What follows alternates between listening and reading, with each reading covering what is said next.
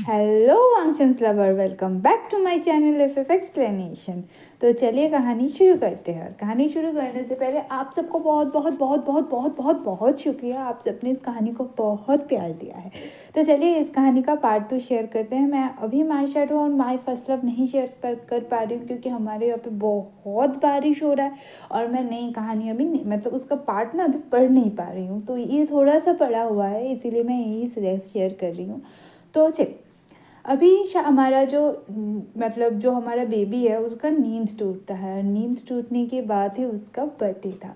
तो उसके फ़ोन में एक प्यारा सा मैसेज आता है कि चाँद सितारे फूल और खुशबू ये सब तो पुराने हैं, तुम मेरे ज़िंदगी का वो हिस्सा हो जिसे मैं कभी अपनी ज़िंदगी से निकाल नहीं पाऊँगा। I love you and wish you a very happy birthday, keep smiling. तुम्हारी ये मुस्कुराहट हमेशा तुम्हारे मोहटो पे बने रहे, लानवांग जी।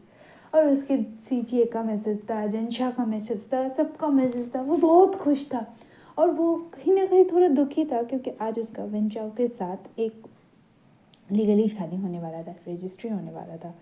तो वो जब उसका आँख खुलता है तो देखता है उसके चारों तरफ बस रेड रोजेस थे, बस रेड रोजेस।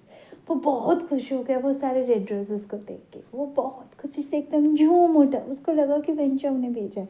वो जब नीचे गया तो उसको पता चला, उसको मैडम शू ने कहा कि उसका मतलब जो आंटी था उसने कहा, मैडम जी आंग ने कहा कि ये सब लंझा ने भेजा है, सिर्फ उसके लिए लान वांग जी ने भेजा है।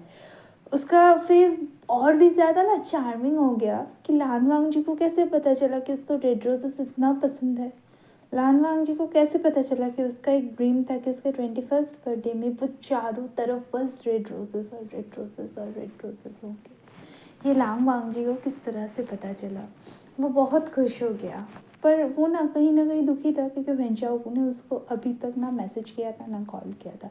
और लान वांग जी का 4 मिस कॉल्स था 12 बजे से लेके, पर उससे ज़्यादा डिस्टर्ब नहीं किया। तो मिस कॉल देख के उसको लगा कि उसे लान वांग जी को कॉल करना चाहिए। उसने लान वांग जी को कॉल किया रंजा को और कहा, तूने मुझे कॉल किया था। तो रंजा ने उसे बर्थडे विश किया और उसने थैंक यू बताया। तो रंजा ने बताया क्या वो लंच में फ्री होगा, क्योंकि रंजा उसको लंच डेट पे लेके जाना चाहता था। पर उस टाइम को तो वेलिंग का जाना था उसके रजिस्ट्री पे, तो उसने कहा नहीं थोड़ा काम है, आज मैं नहीं जाऊँगा। तो लंजा दूसरी तरफ से बोलता है, क्या तुम मुझसे बहाना बना रहे हो दूर जाने के लिए? तुम्हें पता है ना आज रात के बाद तुम मुझसे दूर नहीं जा सकते। तो वेलिंग ने कहा, तुम्हें पता है ना कि मैं तुमसे शादी खुद की मर्जी से नहीं कर रहा हूँ, तो क्यों तुम इस तरह से कह रहे हो? मैं तुमसे इंगेजमेंट कर रहा हूँ, कोई तुम्हारा गुलाम नहीं बन रहा हूँ। मुझे छोड़ो, आज मुझे काम है, बोल के वो चला जाता है। वो ऑफिस पहुंचता है, सारे स्टाफ्स उसको विश करते हैं, उसके लिए प्यारा सा केक लेके आए थे। वो सबको मिलकर वो केक कट करता है। उसके बाद वो वेंचाओ को कॉल करता है कि क्या तुम मुझसे दोपहर को मिलोगे? तो वेंचाओ कहता है, नहीं जान, मैं आज दोपहर को ना तुमसे नहीं मिल सकता, हम कल अपना रजिस्ट्री करवाएंगे, मैंने बोल दिया है वकील को। और आज नहीं मिल सकता क्योंकि पापा के केस की वजह से ना मुझे थोड़ा बाहर जाना पड़ रहा है। मैं कल सुबह आके मिलता हूँ, ओके? और हाँ माई जान, हैप्पी बर्थडे। तो उसने कहा, सबसे बात तुम विश कर रहे हो, एक भी कॉल नहीं कर सकते थे मुझे रात को, दिन में एक भी कॉल? तो कहा, तुम्हारा गिफ्ट रेडी है, तुम्हारे लिए ना मैंने डायमंड का सेट लिया है। तो फिल्म ने हंस के कहा, मुझे तुम्हारी दी हुई डायमंड के सेट की कोई ज़रूरत नहीं है, तुम बस अपना समय और अपना प्यार दे दो, वही मेरे लिए काफ़ी है। तुमने रजिस्ट्री कैंसिल कर दिया, ठीक है, और रात को तो मैं लांझा के साथ, लान वांगी के साथ रजिस्ट्री कैंसिल कर ही दूँगा, तो हम अभी शादी नहीं करेंगे। तो वेंचम ना चीखे कहता है, मैंने कहा ना हम कल शादी करेंगे, मतलब करेंगे, मैं आज ही कर लेता अगर पापा का ये काम ना होता तो। तुम क्यों नहीं समझ रहे हो विभूषण कि हमको शादी कर लेना पड़ेगा, वरना बहुत प्रॉब्लम हो जाएगा, वरना बहुत प्रॉब्लम हो जाएगा। तो वो कह के फ़ोन रख देता है और विभूषण ना चुपचाप बैठ जाता है और खुद ही से कहता है, क्या हो रहा है मुझे? क्यों मुझे लग रहा है कि मैं किसी का दिया हुआ प्रॉमिस तोड़ रहा हूँ? क्यों ऐसा लगता है कि मैं किसी का दिया हुआ प्रॉमिस तोड़ रहा हूँ? मैंने किसको क्या प्रॉमिस किया था? क्यों वंचाओं के साथ शादी का बात सुन के मेरा दिल इतना बैठ जाता है? क्यों क्यों मैंने किसको प्रॉमिस किया था? और उसका सर ना दर्द करना शुरू कर देता है। रो रो कर कहता है, ये 10 साल में क्या हुआ था मेरे साथ? पिछले 10 साल में मैं क्या भूल रहा हूँ मम्मी? मम्मा मैं क्या भूल रहा हूँ? और वो ना कुछ देर रोता है और शीजिए भाग के अंदर आती है।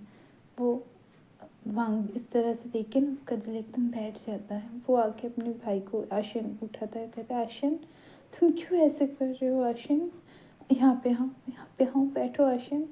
वो अपना आँखों को ना प्यार से पोंछता है, उसको गले लगा के कह रहे तुम इतना मत रो आशियन, एक बात याद रखना, मम्मी पापा जो भी तुम्हारे लिए करेंगे तुम्हारे भला सोच के लिए करेंगे। आज शाम को जो भी होगा तुम्हारा जो मर्जी होगा वही होगा, उससे सिवा कुछ भी नहीं होगा। तो विभूषण उसको कहता है शीजिए एक सिर्फ आप हो जो मुझे समझती हो, वरना मुझे कोई भी नहीं समझता। मुझे लग रहा है ना शीजिए मैं किसी को दिया हुआ प्रॉमिस तोड़ रहा हूँ शीजिए, मैं वेंचाओ को दिया हुआ प्रॉमिस तोड़ रहा हूँ सिर्फ और सिर्फ बिजनेस की वजह से। वो मुझसे मेरे साथ ऐसा कैसे कर सकता है, वो सिर्फ पैसों की वजह से मुझे शादी कर रहा है शीजिए, आपको पता नहीं चल रहा है, वो सिर्फ पैसों की वजह से शादी कर रहा है।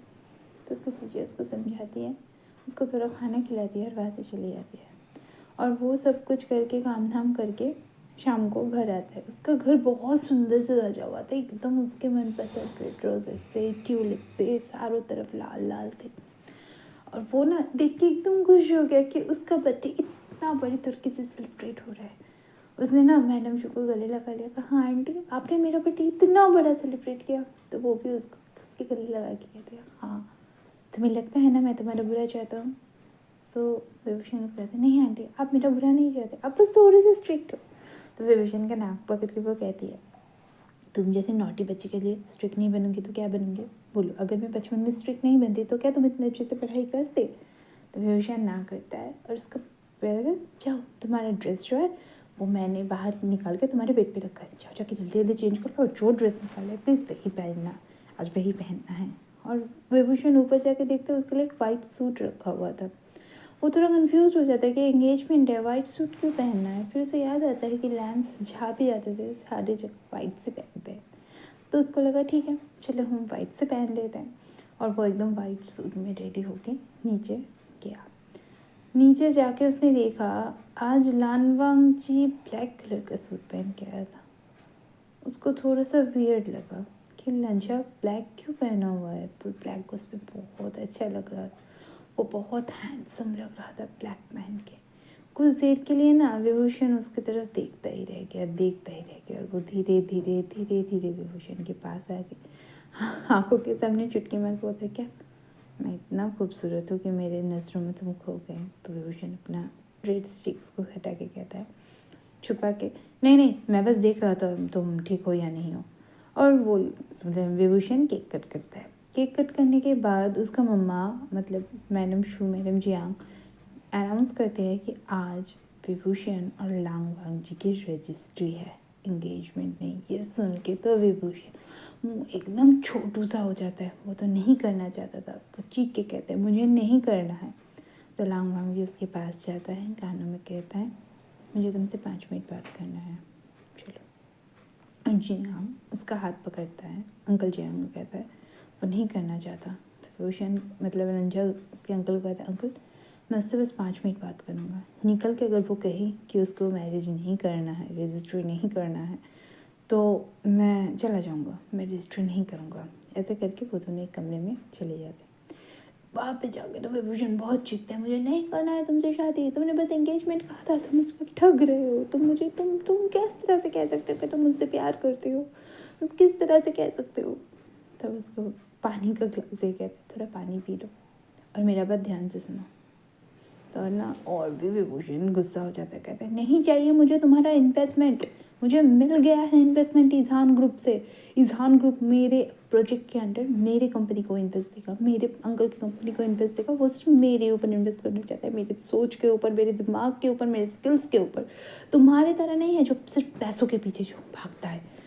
तो रानवा जी हंस के कहते ठीक है तुम्हें अपने प्रोजेक्ट के लिए मिल चुका है, पर तुम्हारे शीजिए का क्या होगा, क्योंकि तुम्हारे शीजिए जिससे शादी किया है जिन गोंगशा, वो तो अभी फंसा हुआ है अपनी कंपनी के लिए।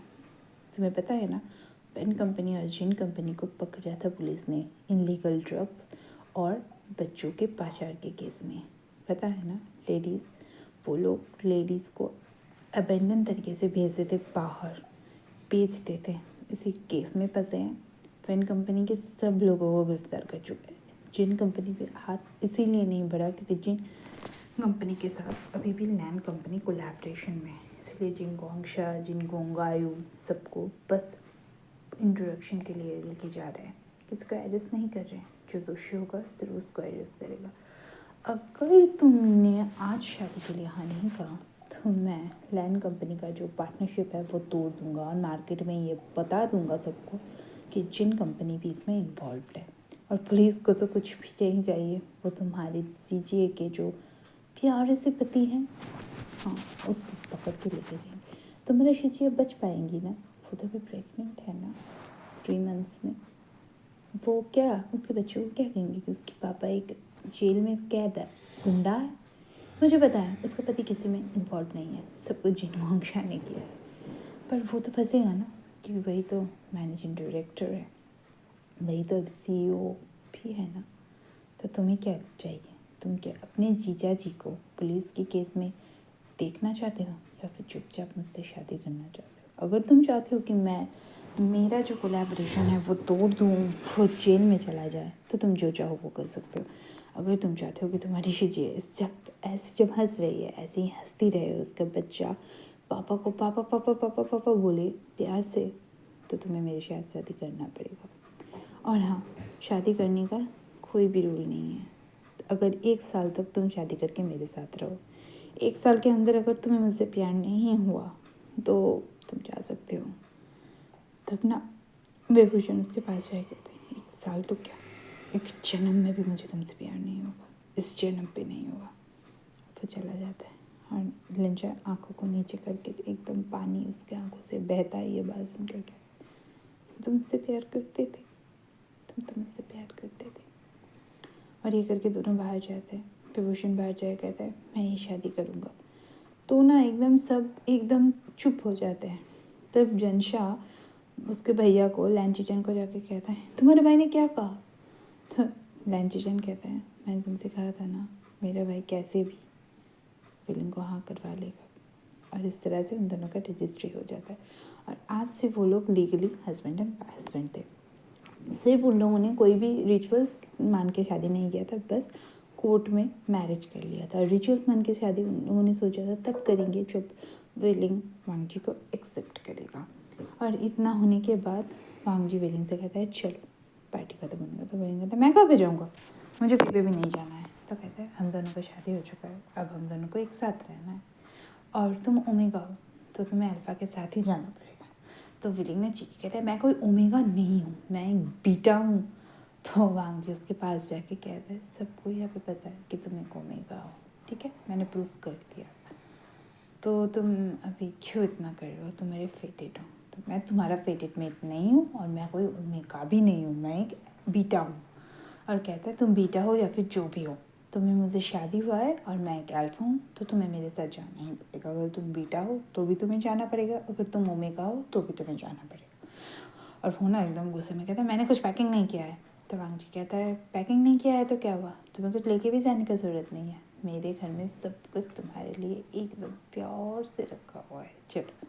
और ये कह के विलिंग का हाथ पकड़ के ना वो खींच के एकदम कार तक लेके चला जाता है। और दूसरी तरफ ना सब लोग कह रहे थे इनकी जोड़ी सलामत रहे, इनका प्यार अच्छा रहे। तो आज की कहानी मैं यहीं पे ख़त्म करती हूँ, देखती हूँ कल क्या होता है, फर्स्ट नाइट इन लोगों का कैसा जाता है। और हाँ, आप लोगों को कहानी को इतना प्यार देने के लिए शुक्रिया। पर हाँ, कमेंट्स करना मत भूलिए कहानी आपको कैसा लग रहा है और कहानी के अंत में आप लोग क्या चाहते हैं। और अगर कोई भी बुक इस तरह का हो जो लोग आप लोग एक्सप्लेनेशन सुनना चाहते हैं तो प्लीज़ प्लीज़ प्लीज़ मुझे लिख के बताइए, मैं वो बुक ज़रूर एक्सप्लेन करूँगी। ओके, मेरे चैनल को लाइक कीजिए, शेयर कीजिए, सब्सक्राइब कीजिए।